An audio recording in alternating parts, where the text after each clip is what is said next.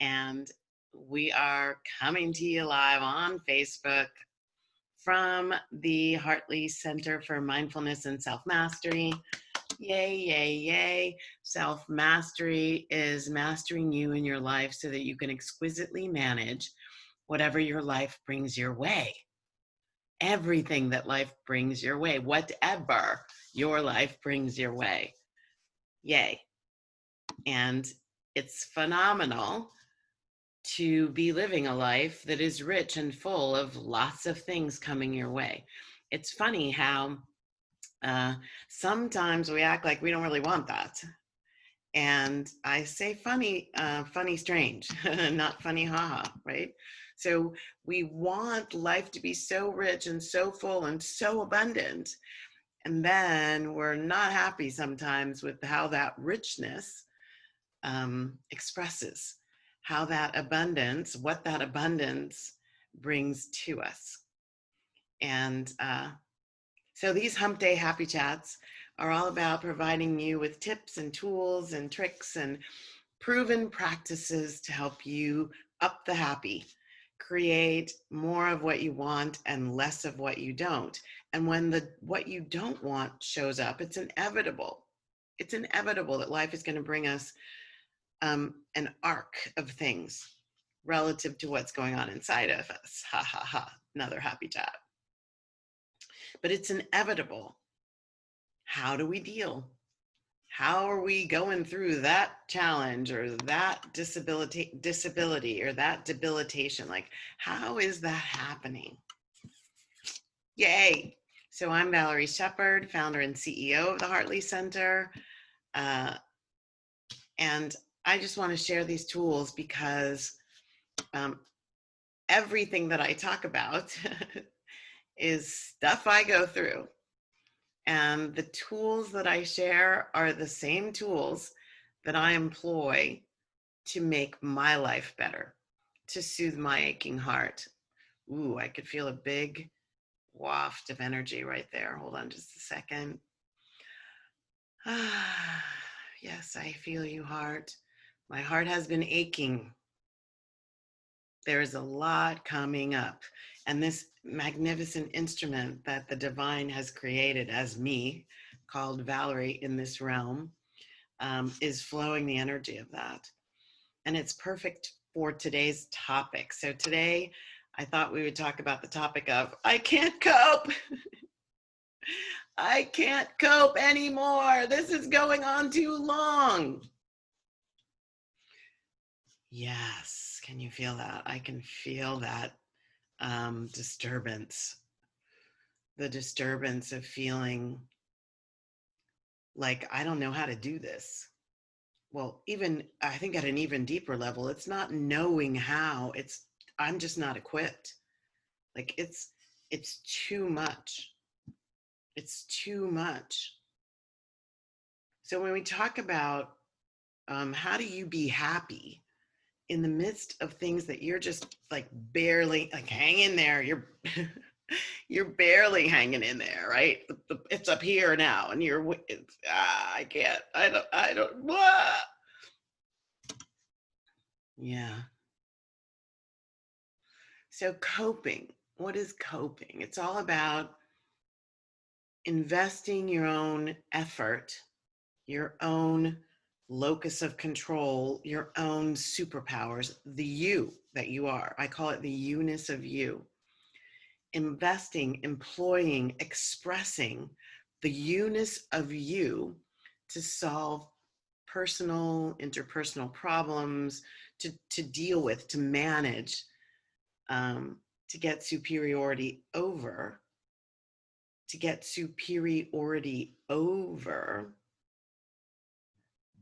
stress, debilitating situations, fear, anguish, grief, sorrow, desolation. That one has been mine for a little while here. Feeling desolation that I don't even think is mine, that I'm pretty sure is the desolation of the ancestors, my ancestors who were enslaved in this country. feeling like that level of disturbance goes deep. It is deep. And as long as we want to play on the surface, we're probably not going to cope at the deepest level. We're not going to be able to manage the instrument that we are, the magnificent essence that we are. We're not going to be able to leverage that, bring that forward in power and strength and magnificence and beauty and awesomeness to actually manage through the situation. So coping skills are the how we go through what we go through at the highest vibration, like in the highest level of empowered self. Good morning. Thank you for joining. I see you out there. At the highest level, the absolute highest levels. So what's the problem? There is a disconnect. So prolonged coping, and right now, lots of people, millions and millions of people are in this space of prolonged coping. Meaning all I'm doing is coping. I'm not really living. I'm coping with what's been showing up. And so the issue with coping over a long period of time is that's kind of a just getting by, potentially. And that doesn't always feel good, nor does it serve us very long. And I have a hypothesis that one of the issues that's happening right now, the stir craziness, that we got to get things open again. Like, I really believe that a lot of that is because the coping skills, A, we're not very practiced at them, and B, potentially what we're choosing to use as coping skills are actually not that. They're actually escape avoidance skills. Escape avoidance skills. I felt a big expansion there. So, wow, maybe you're thinking, uh-oh, have I been coping or have I been escape avoiding? And I'll tell you the difference. So coping is a both and equation, both and. Coping means the disturbance is still here and I'm very aware of it. And I'm in a dance with it. I'm doing my tango with the disturbance, with the desolation I feel. I'm recognizing that I'm in it, that it's talking to me, and in some ways it's debilitating me. I don't know about you. I've been talking to several of my colleagues in this space of personal development, self-improvement, and spiritual transformation. And most of us are feeling pretty tired all the time. Like there are just days when it's not just like I need to sleep fatigue. It's a bones level weariness. I've talked about that a couple times on the Happy Chat in the last 2 or 3 months. This like inexplicable bone level weariness that sleep isn't really a resolution for. And that there's this space of, how do I do this? So the both and is recognizing that's there while also remembering what I am. Not who I am, not a personality, not an identity, but what. The ME in the title of my book, Living Happy to Be Me, is about the what. Magnificent essence. At once a human with also spiritual essence. So remembering the transitory nature of life on planet Earth and remembering the eternal immortal manifestation of God that I am, also as an integrated spiritual human person. And what does that do? All kinds of things. We'll get there in a moment. So back to this idea of escape. So in the literature, it's called maladaptive coping mechanisms. So maladaptive coping mechanisms are things that allow you to feel safe, allow you to feel good, allow you to rise above whatever the disturbance is, but only for a short period of time. And so what we're seeing all over the place is the expiration date. We're past the expiration date on that period of time. That whatever our coping mechanism is, it maybe have been something that we haven't learned to employ for a long period of time, and or it's an escape behavior. So escape behavior looks like, and probably what's going on right now, although I'm not positive, probably what's going on right now is that many of us have mistaken coping with escaping, and the things that we've escaped to aren't available to us now. So our escape isn't a viable solution right now, right? So maybe escape has been alcohol, self-medicating. So self-medicating with night out with the gals, night out with the guys, partying, going down to the pub and having a few pints, knocking back a few pints. Maybe it's, I'm going to treat myself to a great expensive dinner with a really good bottle of wine. Like maybe that's an escape behavior. Maybe it's going to the gym. I can't go to the gym. Going and getting my workout in, I sweat it out. Maybe that's not there anymore. Dropping the kids off. Maybe that's part of a coping mechanism. Oh, they went to a play date. That's an escape, avoidance, potentially mechanism as well. Getting a massage, losing myself in a movie at the movie theater on the big screen. Like think about the numbers of things that aren't available to us today. Maybe even going to work is the way I escape the disturbance that I have at my house. Maybe there are a lot of us living in a very small space because that's what's financially possible in a situation in this country where there's so many people living at or below the poverty line. And so my home is home for lots of people. And now that we're all crammed in there, my escape was leaving it. It was going to someplace else. And that's not viable for me right now. So in the absence of those ways to escape and avoid the disturbance, right? The disturbance is in here.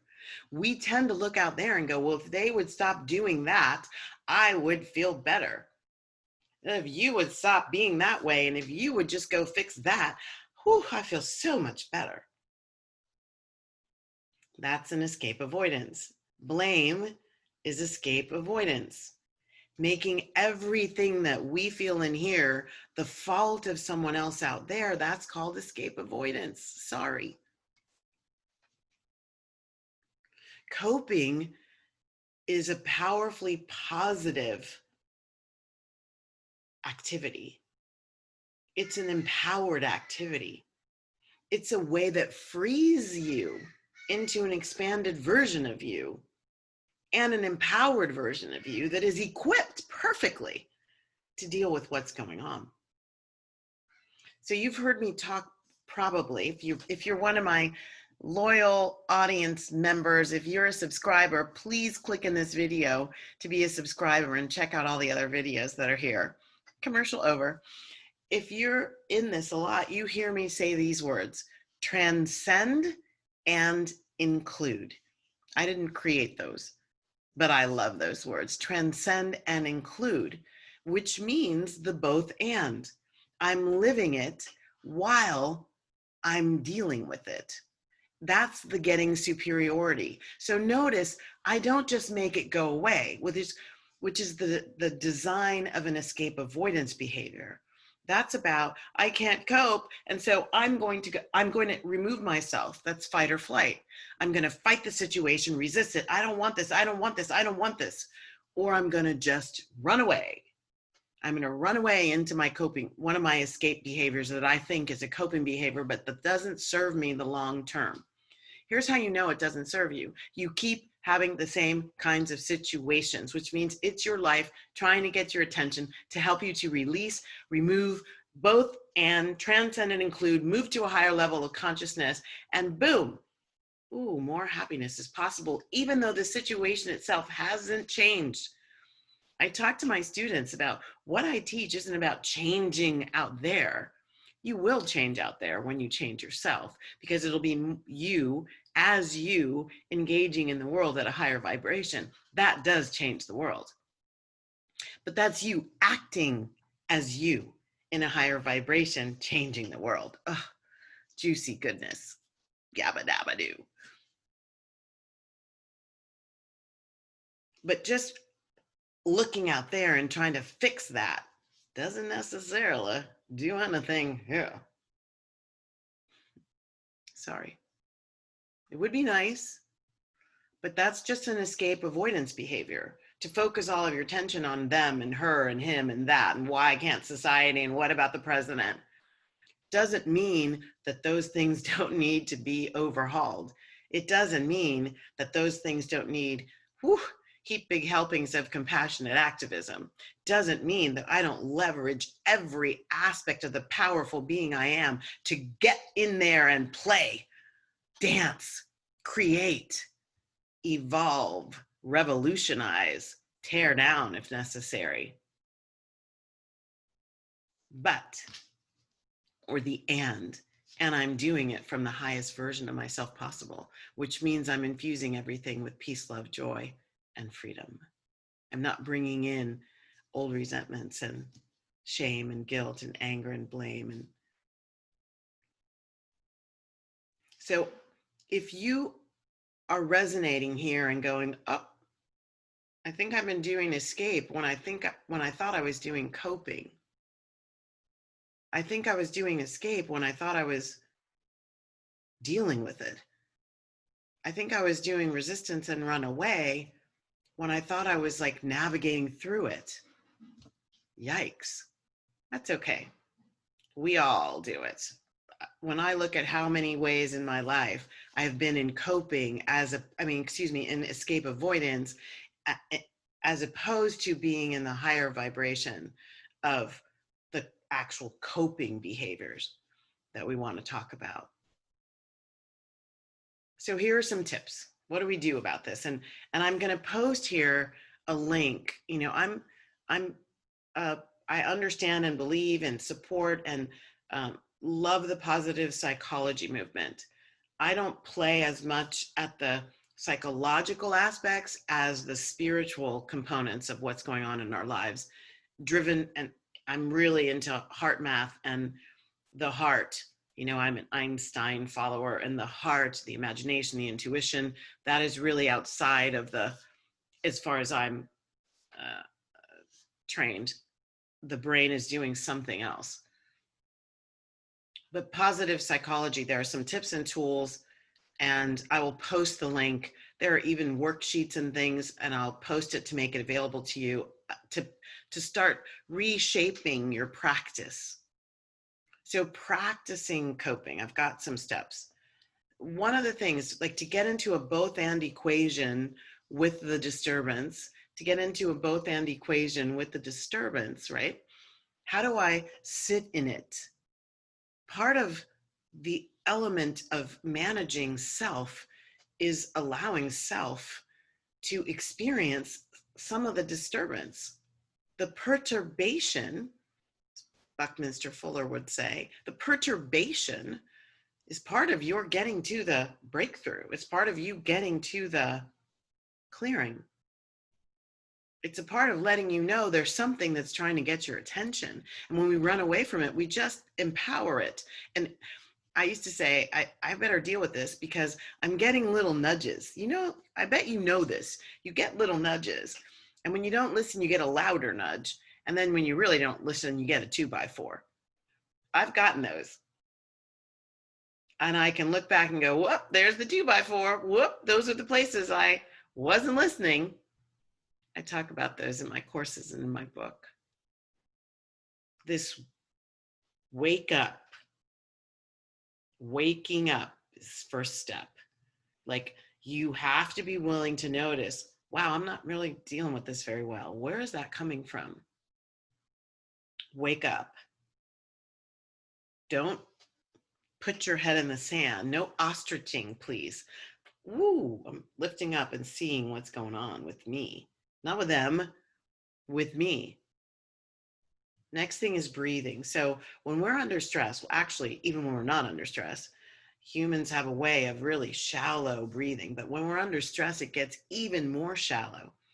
We tend to contract our muscles. We shorten our breath. This starves our body and our brain of oxygen. And guess what? In an oxygen-starved state, you are not operating optimally. In an oxygen-starved state, you can't even come up with, in the moment, the better option. I really believe, when you think about crimes of passion, I'm so ratcheted up, bah, I explode. There's a place there where I'm not even conscious of what I'm doing. There's a place there where there's not a whole lot of oxygenation happening. So breathing, when you start to feel like the world is spinning out of control and I can't cope with this, come back to your breath. I like to tap on my chest sometimes just to remind myself, I'm here, I'm in this body, right? I'm here, I'm right here.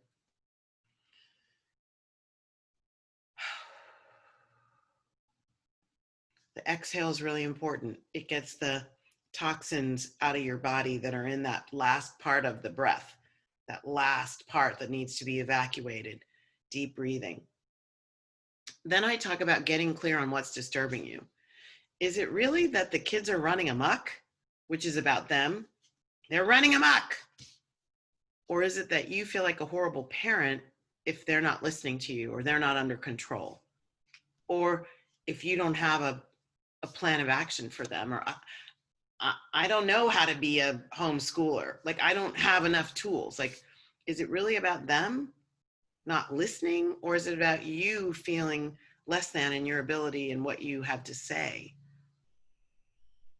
It's important to know that, because you'll hopefully identify ways to engage with that situation differently. It's not about them. It's really about you. This is just a way that your life is showing you something that you don't feel about yourself. Is it really that you're tired of being cooped up? Or is it that where you're staying, that like the place that you're in is not a sanctuary? It's not been created as a sanctuary. You don't feel safe or loved or comforted or whole or happy or soothed.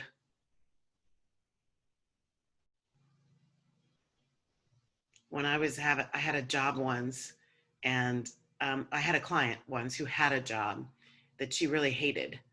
And as we were working through it, I could feel the anger. She was like, I can't afford to leave, and I hate this place. And on one of our conversations, I asked her to describe her office, and if possible, send me a picture.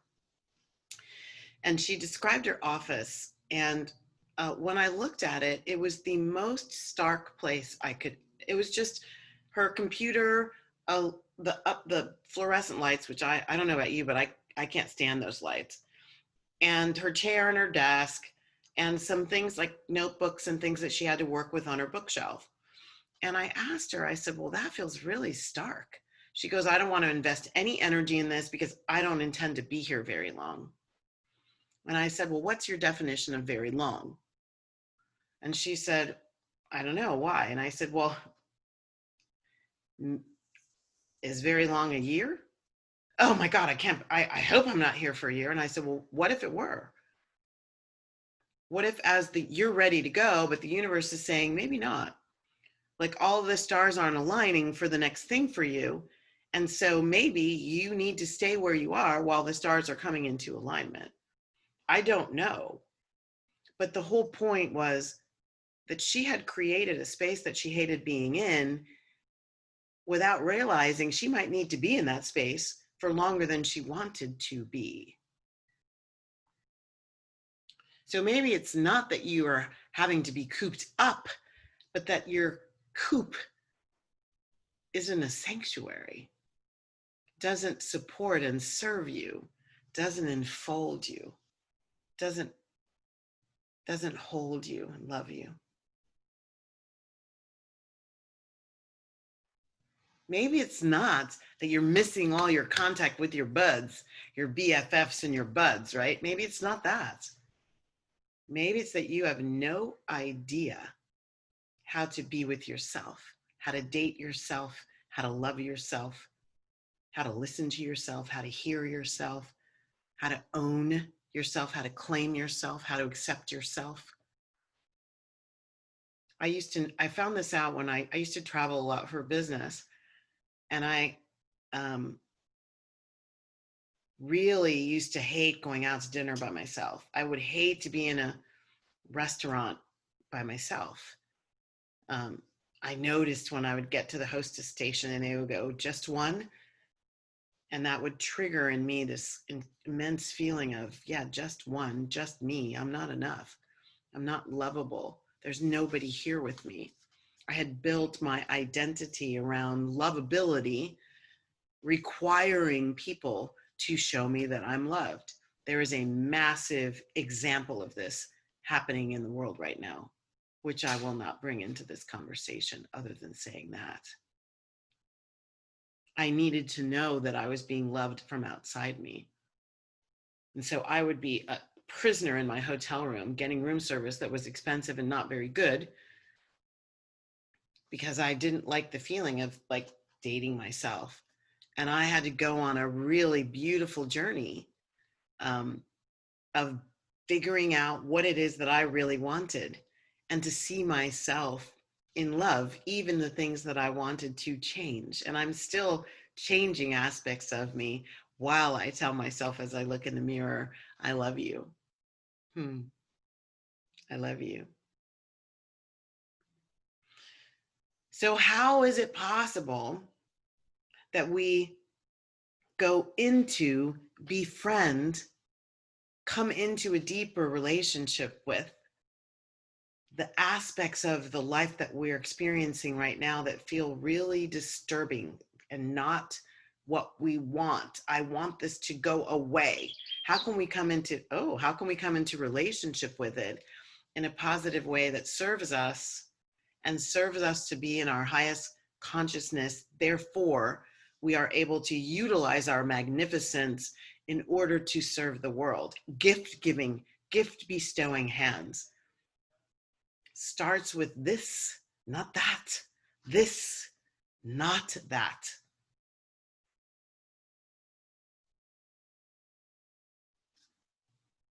So getting clear on the disturbance and then looking at how is this disturbance designed by my higher self, designed by the divine, designed by my angels and ancestors, designed by the universe, divined by my soul, the deepest piece of me, to create a new game plan.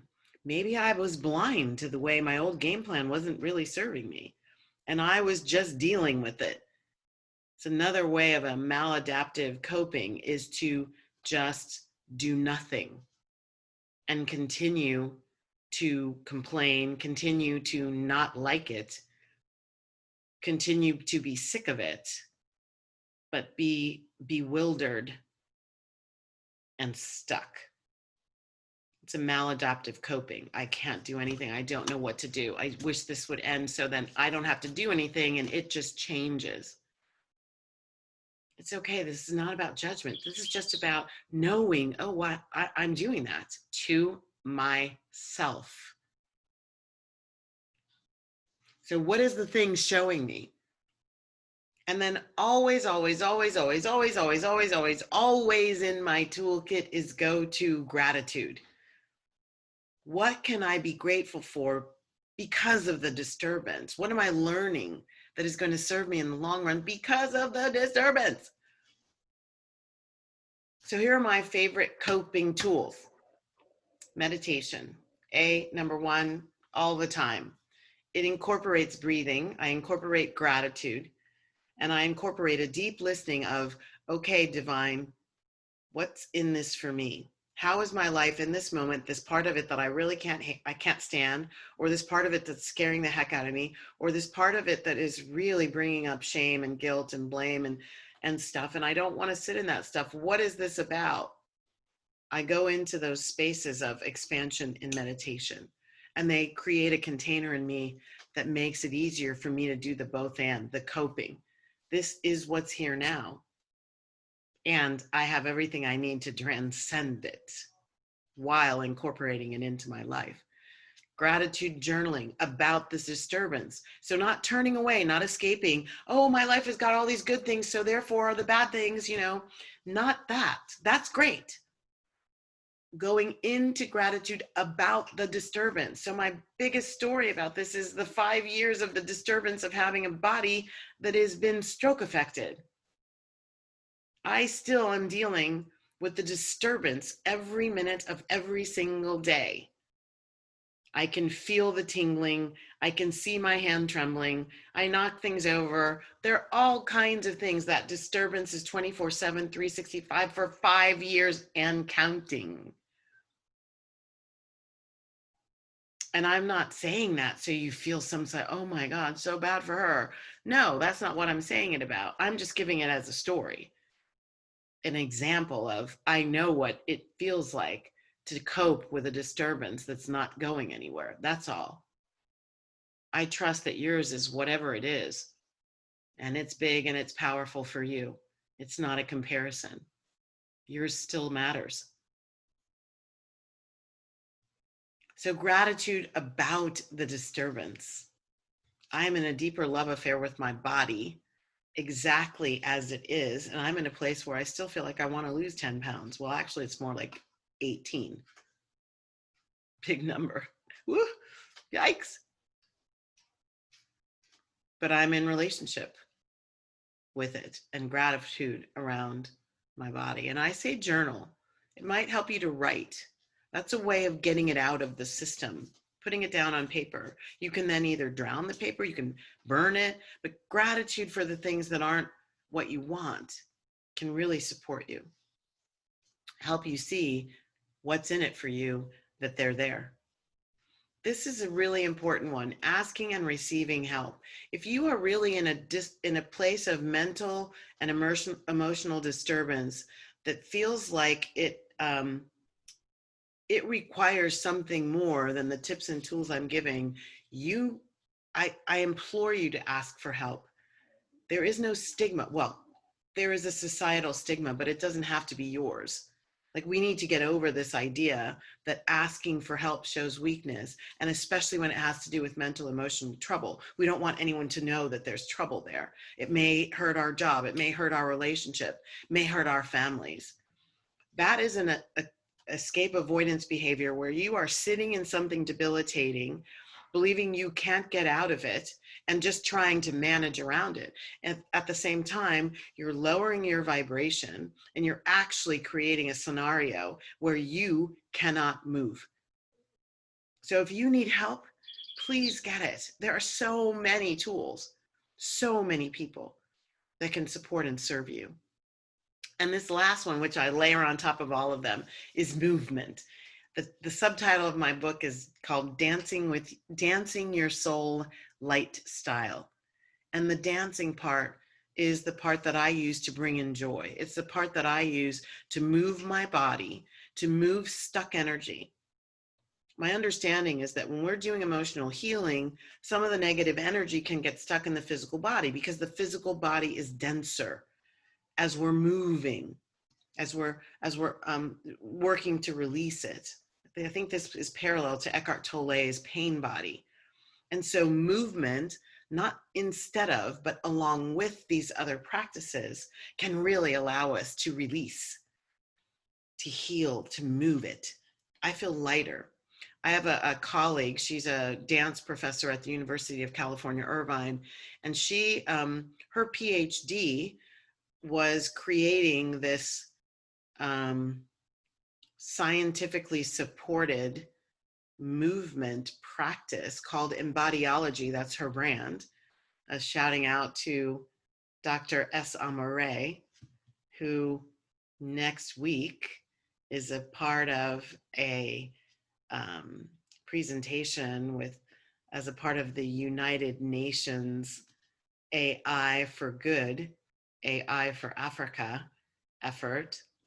So shouting out to Amare, Embodiology is a beautiful practice to help you embody and to leverage and to move what's trying to move through you, to like surrender to it and let it be big. So the last thing I will say is, well, I say the meta prayer last. Second to last thing that I will say is reiterate the positive psychology movement, which is the study of the good life. The study of the good life, meaning the positive ways that we go through our human existence. What are the things in life that truly make it a life worth living? What are those things? And so there's some coping skills worksheets and some other tools available at thepositivepsychology.com. I'll paste the link in below here. And so if you're in the space of, I can't cope, listen to this more than once and look for the places where you might be hamstringing yourself, where you might be sticking yourself in a place where you don't want to be stuck. You're mired. It might be escape avoidance instead of coping that you're doing. Thanks for joining me. Happy Hump Day. I'll close with the metta prayer, the prayer of loving kindness from the Buddha, the Karanaya Metta Sutra. May all beings be peaceful. May all beings be safe. May all beings be happy, happy, happy, happy. May all beings awaken to the light of their true nature. And may all beings be free, emotional freedom. That's where you're in your higher vibration. That's when what you want can come with ease, peace, and grace. May all beings be free. That includes you. It includes me. Yay! Many blessings.